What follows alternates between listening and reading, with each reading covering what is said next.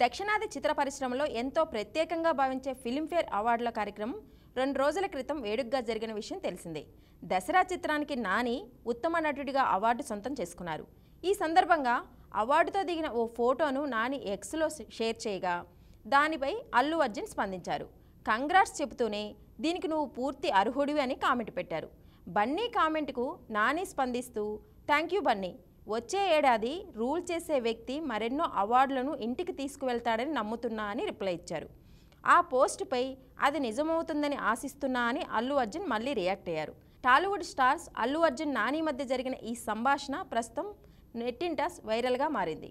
69వ శోభా Filmfare awards south 2024లో Nani నటించిన దసరా చిత్రం దాదాపు 7 విభాగాల్లో అవార్డులు సొంతం చేసుకుంది. ఉత్తమ నటుడు, ఉత్తమ నటి, ఉత్తమ పరిచయ దర్శకుడు, ఉత్తమ సినిమాటోగ్రఫీ, ఉత్తమ ప్రొడక్షన్ డిజైన్, ఉత్తమ కొరియోగ్రఫీ అవార్డులు అందుకుంది. ప్రస్తుతం నాని సరిపోదా శనివారం కోసం వర్క్ చేస్తున్నారు. మరోవైపు పుష్ప ది రైస్తో ఇప్పటికే ఘన విజయాన్ని అందుకున్న అల్లు అర్జున్ పుష్ప ది రూల్ కోసం పనిచేస్తున్నారు.